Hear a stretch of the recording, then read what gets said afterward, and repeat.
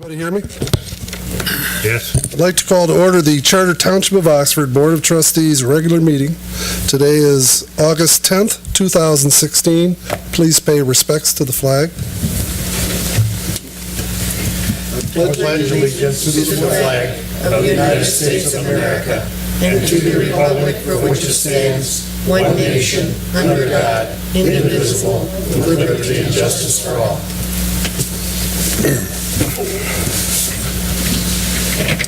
Please note the roll.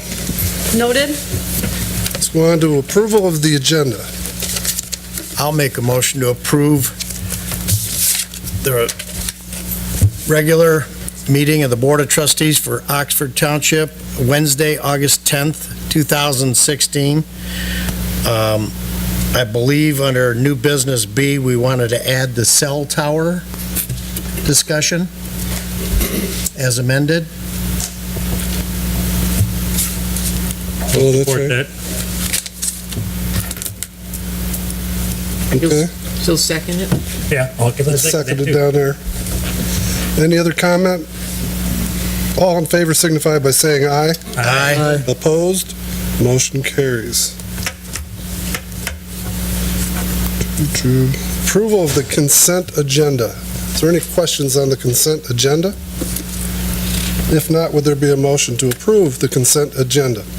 So moved. Second.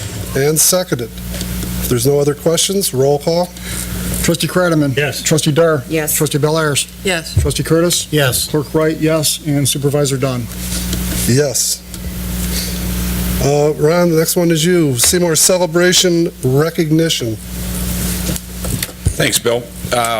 As you know, we just completed our 8th annual Seymour Celebration, July 7th, 8th, and 9th. And once again, hopefully, if you came out, you saw what a great representation it is, not just of our community, our department, but our park system and everything we stand for. And it falls in line with our core values at the Parks and Rec.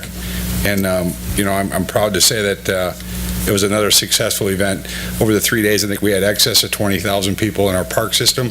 Again, that comes to our community from outside the township. It's not just our Oxford residents that rely on that, but it has become the event that I think signifies or defines our community as a whole with a safe, clean program, and it's attended yearly by our local families and outside. Again, we couldn't do it without some major sponsors, and I just want to take this time to thank Meyer and Genesis and McLaren and Tool Sport and Sign. I mean, the list goes on and on to the local establishments downtown that sold the tags for us, to Blue Cross and Blue Shield, Home Depot. I mean, the program is getting validity, folks, outside our community, because when you can get a big sponsor like Blue Cross and Blue Shield and Home Depot to buy into a park program such as ours, it says a lot about what we're doing in our department and what we're trying to do here for our community of Oxford. We certainly couldn't have done it without our local professionals.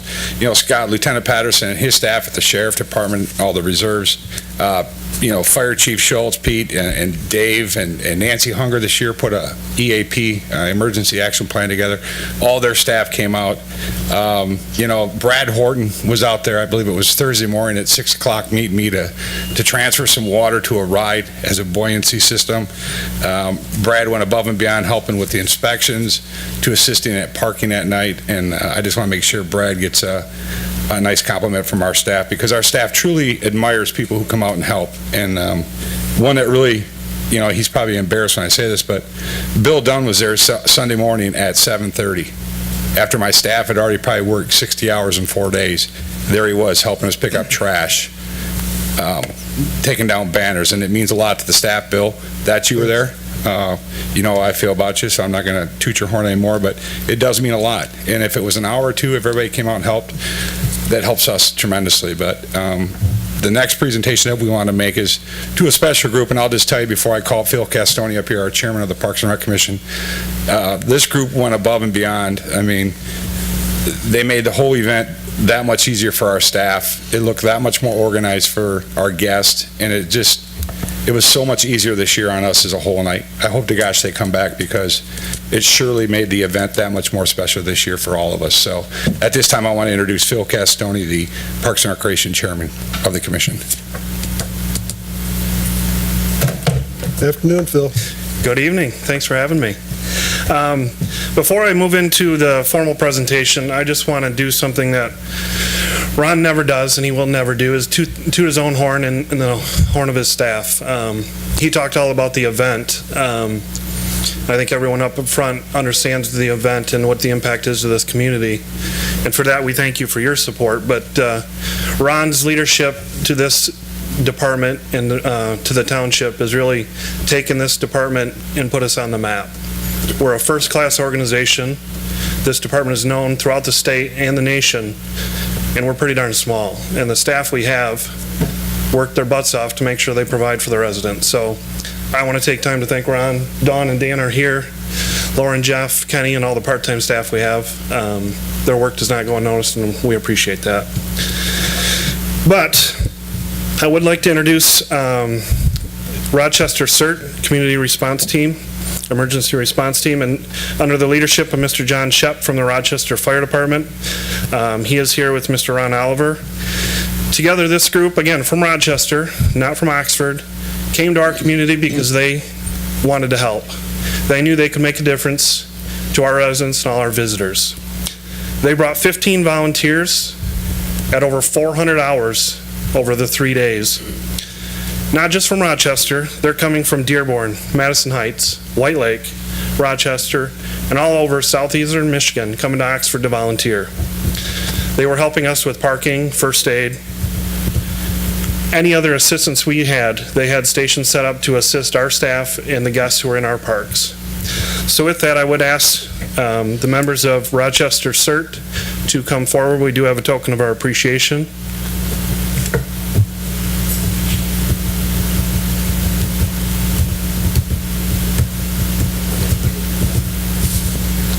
Can we get them to say out their name, please? Yeah, that'd be great. If you would just step to the microphone and introduce yourself. My name's Brian Hewitt. Patricia Banish. Alan Hall. Lori Hamilton. Carol Cleaver. Barbara Randall.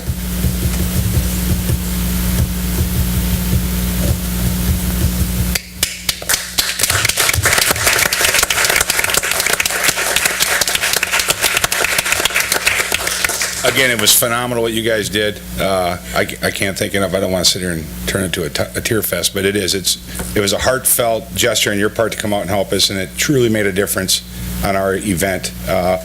From the background side of it, we truly appreciate all your help, and hopefully we've created another bond here in a partnership that we can continue to grow and make the festival that much more successful. So thanks again on behalf of our department. Appreciate it.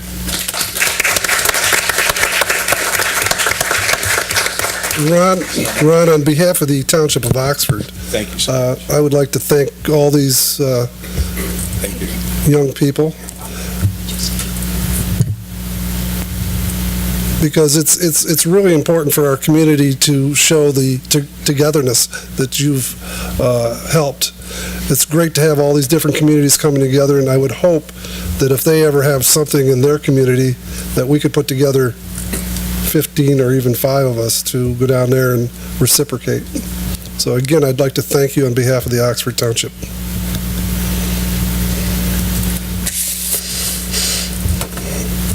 Let's move on. Public comment on items not on the agenda. Is there any public comments? Come on up.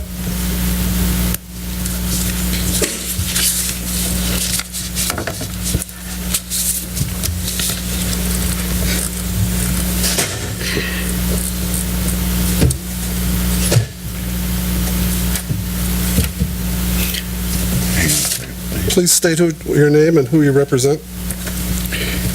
My name is Ken LaPlace. I represent PVN TV Motion Pictures. I'm based in Ortonville, 1785 Hidden Lake Trail. And the reason I'm here is follow up on my appearance last month on having you guys consider perhaps privatizing your public access services. I have it written out. I have copies if you'd like to see it.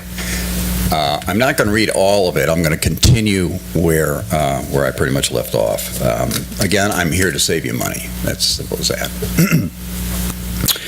Oxford Community Television, OCTV, currently really has no recognizable community support.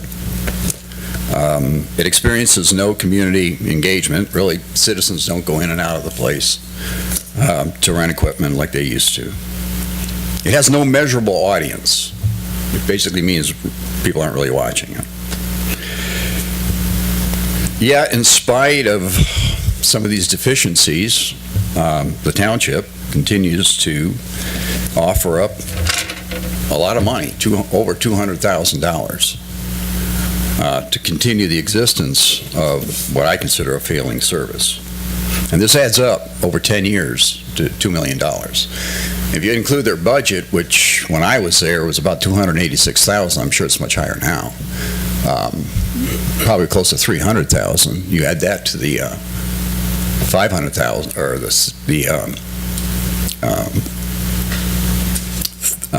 hang on a second here. With all the entities combined, it's about $300,000. So that's $3 million that you're paying out in 10 years. And if you really look at what they're doing there, I mean, they're doing fine. I'm sure they're doing really well. But the problem that you have is, at the end of the day, they're posting YouTube videos. Bottom line, YouTube, that's where people go today to look for any kind of information, whether it's about a community or not. And YouTube and the internet is free. It's free. So why are you paying, $10 million, or I'm sorry, $3 million a year, or in 10 years to pay for something that's really free? Truthfully, OCTV is more of a glorified video club. It has at its disposal I'm guessing on this one, about $600,000 in their bank account.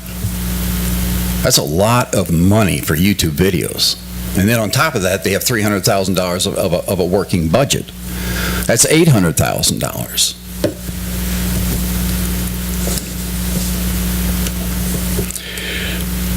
I don't think they have any volunteers, to be honest with you. Maybe a handful. When I was there, we had 22. We honored them, so somewhere in Buck was there, so he knows he was one of them. But the problem is, without any volunteers, you have a full staff working there. You've got at least 10 people who are working there. And out of their 10-person staff, I'm sure all of them draw some form of a salary, or some sort of benefit off of it. They get paid vacations, I'm sure. I'm sure some people there do. Some medical, they have flexible hours, they have an occasional use of a company car, they receive incremental pay increases, and all without any real accountability. There's nothing that requires them to produce anything. There's no requirement anymore. In 1984, the 1984 Cable Act eliminated all that. So it's nothing but a municipal courtesy. Everything that you want is on a cell phone, and 10 times more. I was a former OCTV manager. My salary was $50,000. $50,000. After a year, and I reorganized it, and I peeked at it before I came here, and they still have the same format, and it's looking good with the commercial breaks, and it's rolling along really, really well. But even at the time when I was there, I was questioning, where are we going with this thing? And I could see where it really needed to go wasn't going to happen. So yeah, I left. The bottom line is the township should consider privatizing. You got 30 seconds. By privatizing, you can save at least 80% of the cost, take your PEG fees and your franchise fees, put them right into the general fund, which is where 90% of all municipalities across the country do, and then use that money for either outsourcing it, save yourself money, or give it to organizations or to the parks, or give it to the DDA that can really, really use it. By stepping into digital age, you can go into live streaming, you can go into mobile apps, you can also go into 4K resolution, and there's so much more. I'm going to stop here. I'm going to ask if I can come on the agenda. I'll be more than happy to debate with them, or they can bring up their presentation, and I'll bring mine. And you'll have an opportunity to sit there and make an informed decision as to whether or not you want to spend all this money and get really 1980s television with low resolution, low quality, or you can really move up and use it to really move your township forward. Thank you. I don't allow comment back and forth, and you're lucky. You're not allowed. Hard enough. You're not allowed. You're lucky I can't comment. Anybody else like to comment from the But you just public? Why don't you sit down? No, I'm leaving.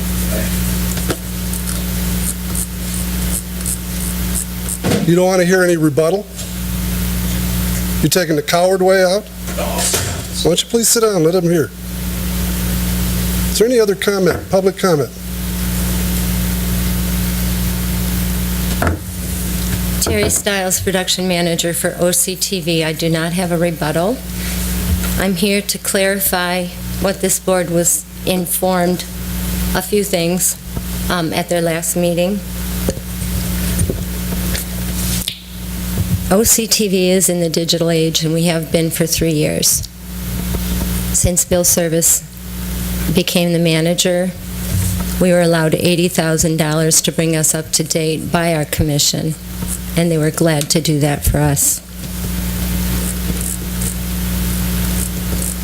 Township meetings average 29 viewers per month on YouTube.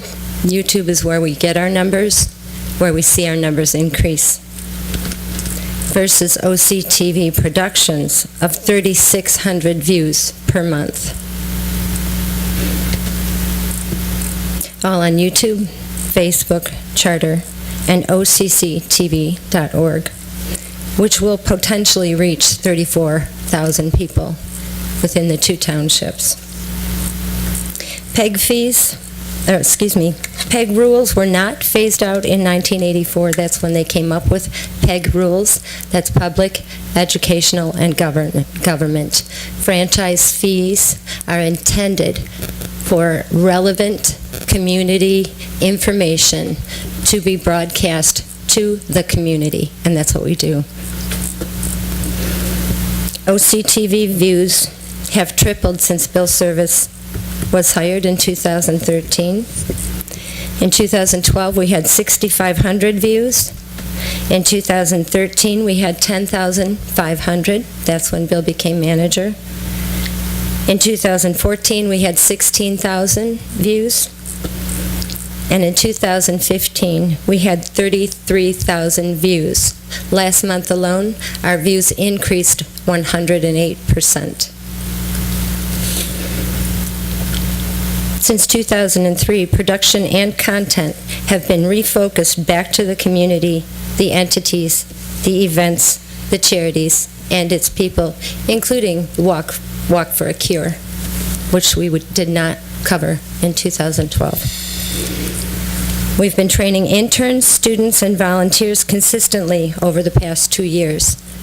We just hired an intern that just graduated last month. We had a student last year that graduated.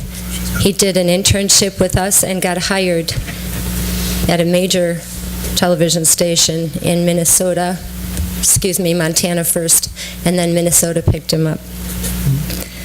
We have 4 shows waiting to be produced that people from our community have asked us to produce because it's relevant to this community.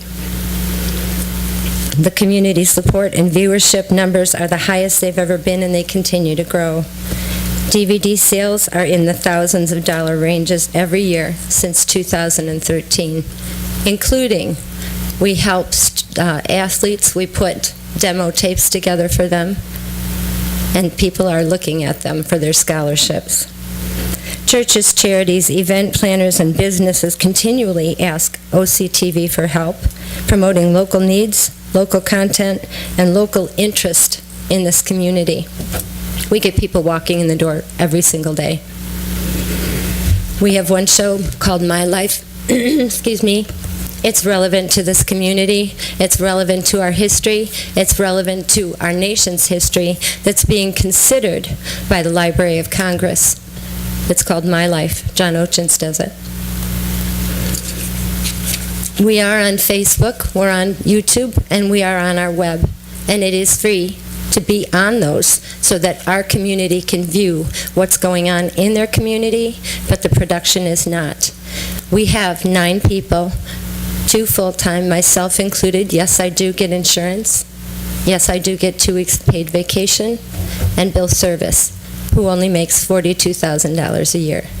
I make 32. The rest are part-time people. We have new shows, up to 9, on a weekly basis or a bi-weekly basis. That's done by part-time people, all with an education, save for one. So I think we're doing pretty good in this community. I just wanted to clarify some information that you were told at your last meeting. If you have any questions, I'd be happy to answer them. Thank you. You hit that 5-minute mark right on the button. Because I am paying attention. Anybody else like to, John? Am I eligible since she spoke? Do I get another 5 minutes? Yes, I won't- everybody gets 5 minutes. Besides what Terry talked about, I've been personally involved in some specials concerning the schools and some other things. Among them are human trafficking, robotics, sign language used with teaching Spanish, the I'm Third group, the Breakfast Club, International Baccalaureate, Project Lead the Way, international student programs, special education, the music programs, the drama program, and of course, as Terry mentioned, My Life, featuring local seniors and veterans, and by the way, that's also been streamed in local veteran halls in the area, and we won a couple awards for it. We're not only on the 2 channels, but as you know, on the internet, on our website and on YouTube, and I don't think you could have gotten any of this using your cell phone. Thank you. Okay, thanks. Anybody else? See Elgin fidgeting back there. Hi, I'm Elgin Nichols, 230 Oxford Lake. I want to address the technical side of it because I've heard that we're not up to par in terms of high-tech or digital. Ever since Bill Service took over, we've converted to everything in the studios digital. The only thing that is not, by the way, we just upgraded to fiber optics, for AT&T, completely fiber optics now. But the server for Nexus will be upgraded. It's in the budget, and as soon as that happens, we will have the ability to put high def over television as well. There's a big improvement since the last manager left. And the fact that we had to wire things together, make them work, take bad cameras, make good cameras out of it, didn't have budgetary monies for us to expand our capabilities or hire additional people. That's all changed with Mr. Service coming on stage. And of course, he took the job for less money than the previous manager. I think he's to be applauded for the excellent work. You can talk to Parks and Recreation, you can talk to the athletic program at school, you can check out our programs, you'll see everything is highly professional, and it's all technically sound in terms of production. Our editing equipment has increased. We've added 3 additional new editing systems to accommodate, the additional products that we're putting out. Thank you. Thank you, Elgin. You want a do-over? I'll give you a little do-over. I just want to add something. I missed the budget part. In 2012, the budget was $250,000. We haven't reached $300,000 yet, and we have more people, we have the right equipment, and we're doing more programming. Not 286. Thank you. Anybody over there want to talk? Come on up.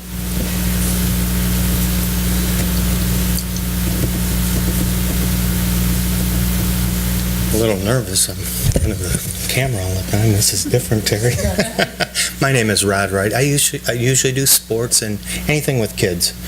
I know we're really close to the kids. We watch them from the rec program all the way up to high school. And like we said, Sometimes we put these tapes together for the kids to get scholarships at school and stuff. And, there's a lot of technology, but we do all these interviews with kids. We're really close to them. I know Ron and everybody and their kids. I ask how they're doing in college. It's not about the glitz and all the special effects and the technology. It's the heart. And I know 1,000 kids, and I watched them grow up for years and years. And we're so close to them. And Dawn, I'm sorry, I know her daughter's starting college. She's going to do good there. But we love these kids. We love this community. And I think we're really a part of it. I like to think that we do make a difference. We make it about the community, not ourselves. It's not the Rod Wright show at all. I interview probably 6 kids a basketball game. Give them a little time to have their day in the sun and to be, live their dream a little bit. I love OCTV. I love our community. I call it the Goldilocks community. We're not too big, we're not too small, we're just right. Thank you. Thank you. Anybody else?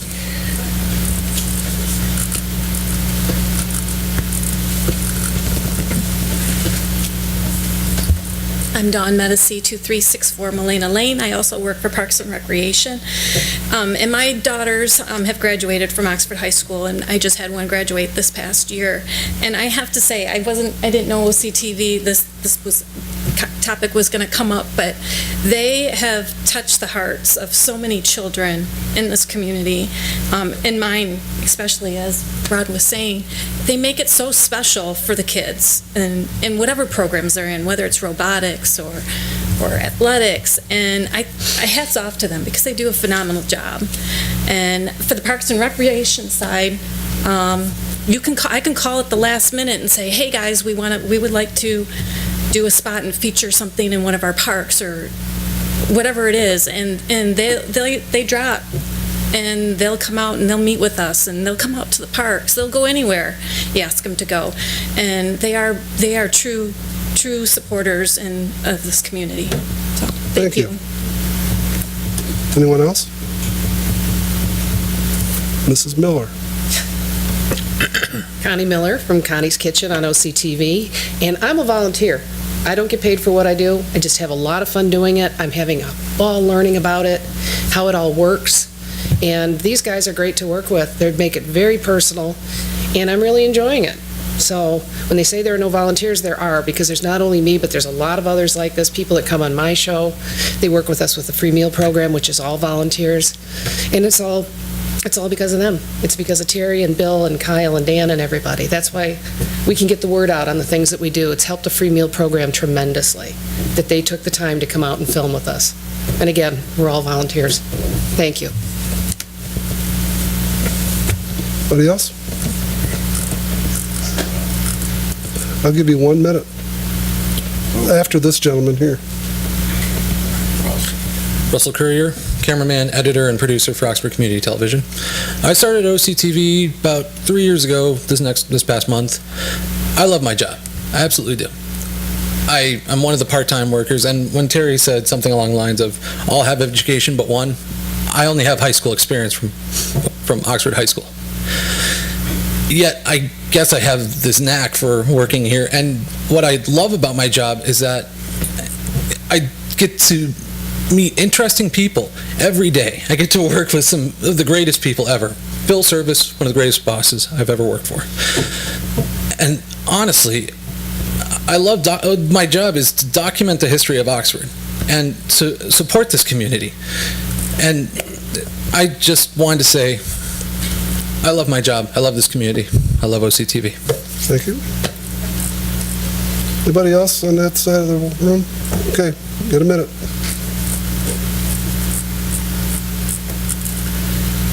With all due respect, the numbers are unsubstantiated, and most of them that were quoted are from the internet. Again, whether it's Facebook, whether it's their internet site, Those are numbers coming from the internet. There are no solid numbers coming at all from who's watching. As a matter of fact, you're losing it, because I don't think you have Uverse anymore. I don't know, but I doubt that. You've lost that. So you've lost people.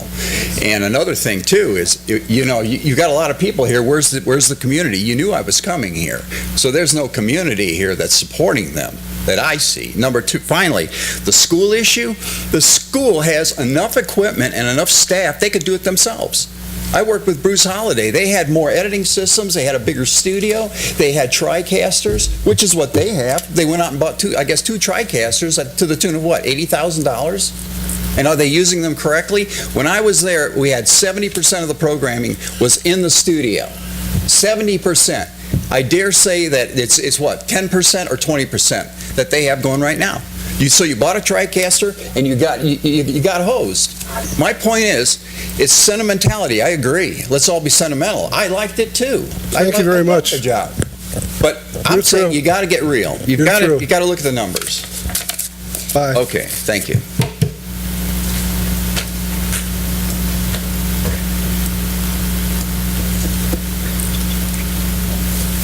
Let's move on.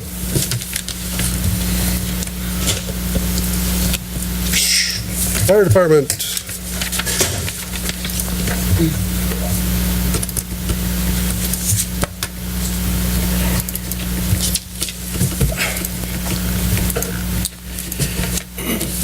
Board members, what I have in front of you is the Support Emergency Operations Plan to the Oakland County Emergency Operations Plan. We have over 20,000 people in the township, and so we're required to have an emergency operations plan. The plan has all the different departments that we work with, which includes the township being to the building officials and the township offices, law enforcement through the Oakland County Sheriff's Department, and with the fire department.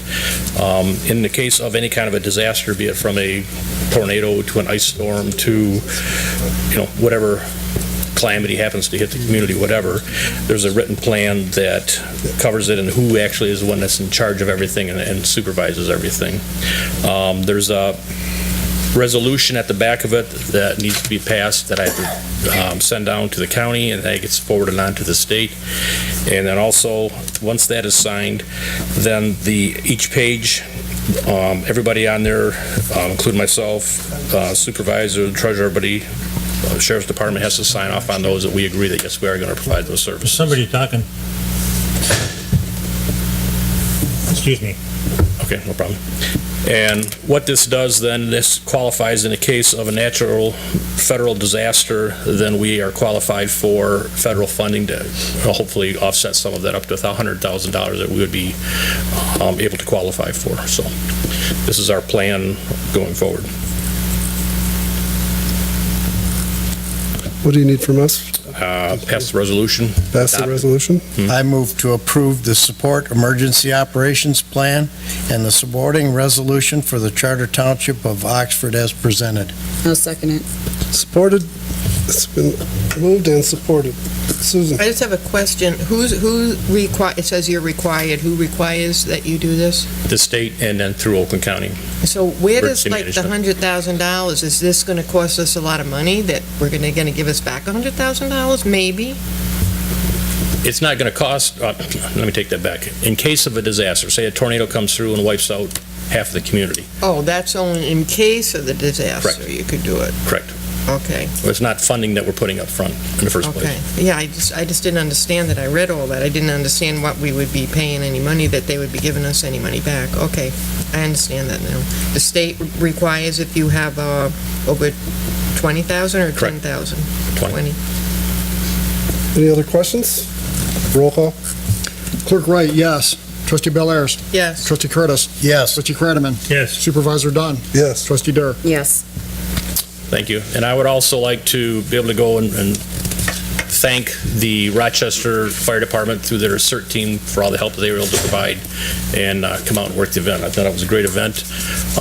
We have been over there. I'm not sure everybody knew about it. We have been over to Rochester a couple times in the last 5 years with our ATV. We went over and helped for a missing person that they had twice over there. We were over there and we sent our group of guys over there to help look for them. So we have traded back and forth. So hopefully we can do it again in the future.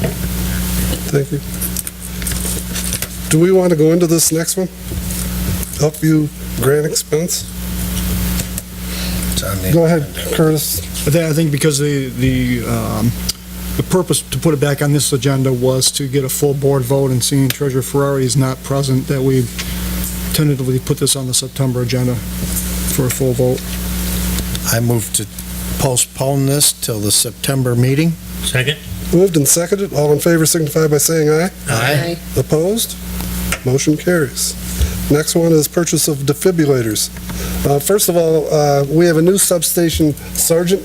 I'm going to ask him to come up here to introduce him. It's Sergeant Frank Lenz, L-E-N-Z. And a couple weeks ago, he came up to me and asked me if I would consider, or the township would consider, putting a couple of defibrillators in our patrol cars. A lot of times they're, I'm going to let Sergeant Lenz explain this program. Hi, ladies and gentlemen. I'm Sergeant Frank Lenz. I've been with the Sheriff's Office for 19 years now. I was just recently promoted to sergeant. I get to make decisions and hopefully get equipment like defibrillators. Over my 19-year career, I've seen a defibrillator used to save lives actively on patrol on citizens, and not only that, but on other deputies or employees of the people that worked inside the buildings, courthouses, and even most recently inside the jail on midnight shift about 4 weeks ago. One of our officers, his heart went to an arrhythmia. We had a defibrillator on him within minutes and had him to the hospital within 8 minutes. If that defibrillator wasn't available to us, he probably would not be with us and be alive today. Quite often our officers are the first people on scene whenever someone's having a stroke or a heart attack, only to be beat sometimes by EMS, but often we know when the call comes out that may be a possible heart attack. We step up our speed a little bit and go lights and sirens to get there. All of our personnel are trained to use the defibrillators, and it's an annual training that we get along with our CPR. And I requested Mr. Dunn to purchase a couple of those so we can keep it in our patrol cars and at the ready. And hopefully we never have to use them, but they're available to save somebody's life one day.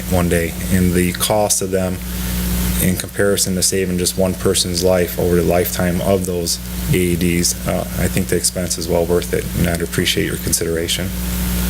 What I did was I took as a matter of fact, Nancy Hunger from the fire department gave me this quote for $33.57. Yeah, there it is right there.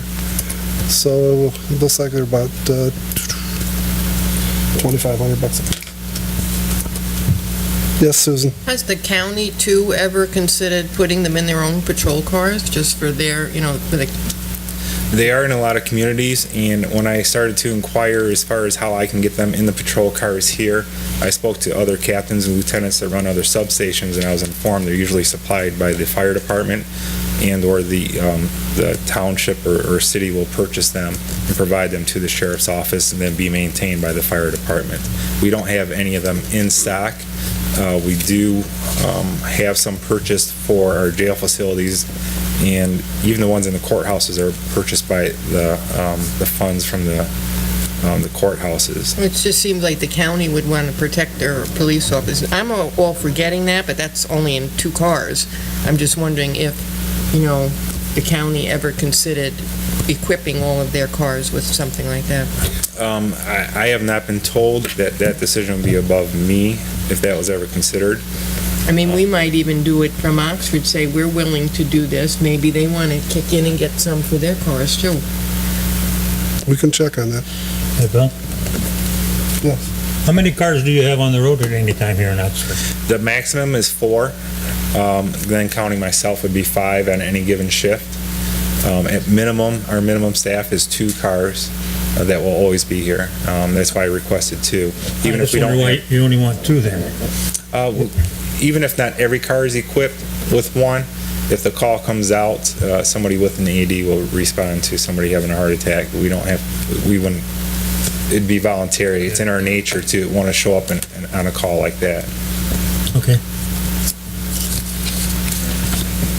Pete, do you agree? Absolutely. Any board question? Right here, sir. Yes. Talking with Mr. Davis, he was interested in getting some defibrillators as well. Chief Schultz, is there a discount for multiple purchases on this, or is this a fixed price? Fixed price we called today, and we did the fixed price. Same price. So with that, Mr. Davis, are you interested in purchasing these now or waiting? Looks like there's $1,700. Yeah, we were just talking, Phil and I, our goal is to have one in every maintenance truck. I mean, as much traveling as we do in the parks, it would only make sense to have 3 for our parks, and then we certainly do one in our new office in the maintenance barn. So, I'm not saying we can buy 5 this year, but it would certainly be nice to have 3 of them that are mobile in our vehicles. I'll have to take it back to the commission, but we just worked on our budget last night, and there's more than enough room to do that. I agree with the sergeant when he says if you save one life, it's paid for itself. So we would be interested in 3, I would say. Looks like we can start with 2. Start with 2. I move to approve the purchase of 2 LifePak PR Plus automated external defibrillators from Physio Control Incorporated in the amount of $3,357.50 to be utilized by the Oakland County Sheriff's Substation Office here in Oxford Township. Funds to be expensed to the general fund. Second. Been moved and seconded. Any other questions? Roll call. Trustee Curtis. Yes. Trustee Bellairs. Yes. Treasurer here. Trustee Credman. Yes. Trustee Dur. Yes. Clerk Wright, yes, and Supervisor Dunn. Yes. Thank you. Thank you, Sergeant Muntz. Moving on to cell tower. Would like to speak? Ron, did you want to speak on the cell tower? How we got to this position?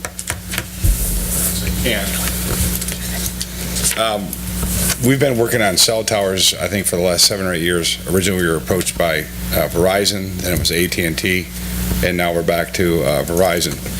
So we've met with Representative Bob Prisbillo, representing Verizon. Bill and I sat down with Mr. Rentrop, and a representative from Verizon and their legal counsel. I think we've probably been working on it 3 or 4 months, Bill. I'm trying to keep track of time. So they've already done some preliminary site work out there as far as where this tower would be located. It's the same spot that AT&T had looked at. It's based on the coverage area that they need. I don't know the technology terms, but there's a certain area that it has to sit to meet the needs. In our case, it would be located due west of the tennis courts on the outfield, outside the outfield fence. So it would be in the northwest corner of the park. Currently, they've sent us some information about a potential lease, some costs and things of that nature, but that's currently where we're at. So as far as it's gone. Last night, the Parks and Recreation Commission, and again, keep in mind, this is not the first time it's been before the Parks and Rec in the course of 7 or 8 years. They've finally made a recommendation. I don't have the motion in front of me, Bill, if you would be so kind to read that. Commissioner Roop moved, Commissioner Lupe seconded that based on Personnel Committee's review, oops, it's the wrong one, sorry. Commissioner Roop moved, Commissioner Lupe seconded to agree that the Township Board proceed through the Planning Commission for any cell tower arrangement as they see necessary, with the stipulation that any fees received would come back to the Parks and Recs Commission. So basically what happened last time we went down this road with AT&T, the Parks and Recreation Department was stuck with a $10,000 bill. And we certainly don't want to double up the efforts again. So I think, I don't want to speak for the commission, but I think their purpose last night was there's no sense of us both pulling the same wagon. It's technically going to be in your name as the property owners, so they'll follow suit with the direction of the Township Board. Pete, I need you to come up for a minute for a question.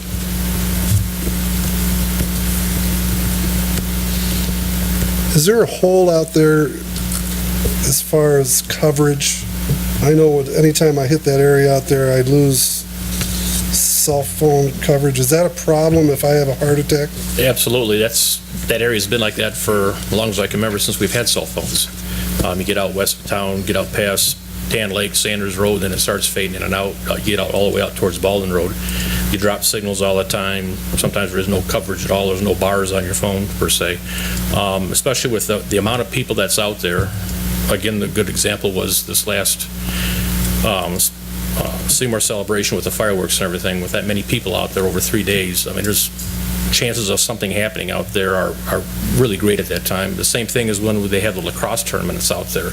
With thousands of people out there in the park, somebody trying to call for an emergency like that stands a chance to not even get picked up at all because there is no signals out there. Plus the extra volume of the people out there, they're all scrambling for what little signal strength there would be out there. So you're blocking everybody out. So anything we can do out in that area would be huge to help the entire community. Thank you, Pete. Yeah, Jack? I know we've gone through this before, and I remember hearing the initial payment to the Oxford Township Parks and Rec was kind of minimal, and I know you guys have been working on that contract to increase that revenue stream. I think I saw a number that was dramatically increased. So you're comfortable with that, and they're willing Yeah, to... and I wanted to thank Mr. Dunn and Gary Rentrop. They did the legwork on that for the betterment of not just the Parks and Rec, but the community as a whole. Yes. Okay. Thank you. And just what Chief Schultz said, the lacrosse tournament, there'll be 5,000 people in that park, and we had a couple incidents this last tournament. They were trying to use apps and just, you couldn't even pull up the schedule on your phone. So it has been an issue. Luckily, when we have our events out there, we have the use to the phones in the concession stand, the main burn, and that stuff. But it is a dead zone out there, I can tell you, outside the park as well as north of the park on Baldwin Road. Ron, don't go anywhere. This is just at the beginning stage, and Jack, you might be able to help. It's not going to, this just starts here. We just send it on its way. Right. It's still got to go to the Planning Commission. Then I'm sure it's probably going to have to go to ZBA. the ZBA. And so there's going to be plenty of opportunity for public comment. So And I'd move that the proposal for a cellular phone tower to be located at Seymour Lake Park be forwarded to the Planning Commission to continue the review process. Second. moved and seconded. Any other questions? I have a comment. Yes. Is there a location map showing all of our cell towers in the township and village? We only have We have two. 4 of them. There's one on 24, there's one on the water tower, there's one at Store and Lock. There's 3 of them, I guess. 3.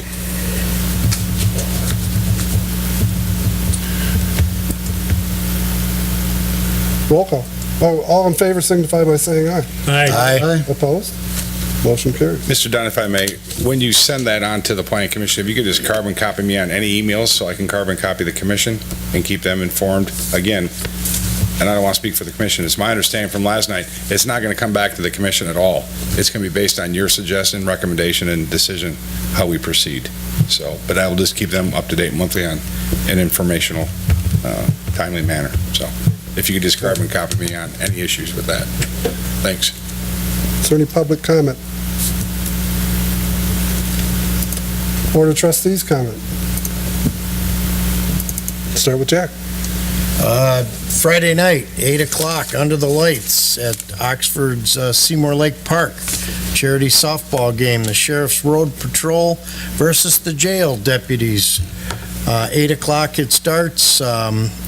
Sheriff Burchard's going to throw out the first pitch. And what this is a $10 gate fee, and it goes towards the Oakland County Deputy Sheriff's Association Children's Benevolent Fund. So Sheriff Burchard will be there to throw out the first pitch. In fact, I think we solidified him coming over looking at our substation. Yeah, take a little tour of it. I just wanted to get that out. I've been putting it out on social media so that we can garner some more support for the Children's Benevolent Fund. Jack, could I expect the OCTV to be there? Well, Bill, I bet I wouldn't even have to ask. Oh, okay. Thank you. Susan? I have none. I'd like to thank the community of Oxford for putting together two pretty good events. They were tremendous events, whether it's, at the parks and downtown, the Lone Ranger. They're both wonderful events and draw a lot of people and make all of us look good. So, thank you guys. Curtis? The other event that turned out pretty well Was the election. was the election. I'd like Yes. to thank you for that. That's directed toward my workers, my staff. They do a tremendous job. It's a long day, and they definitely keep things moving, and the canvas was completed today, so everybody in Oakland County has been cleared and completed, so that's been a tremendous relief. But now we're just turning the page, getting ready for the November election as well. And I would say that the Lone Ranger Days was a very successful event, and I think if there's any questions of how the coverage was for that, as far as how our OCTV does for coverage, I think you might want to tune into what they've done there. So those are my comments, and that's it. Yeah, we also had the Oxford Addison 5K walk, which was a success. Was over 180 people that showed up for that. It was a great event too on August 6th. I'd like to comment on what Curtis said. The election results, I guess, depending on your point of view about that. I'll talk more of the workers. I know coming.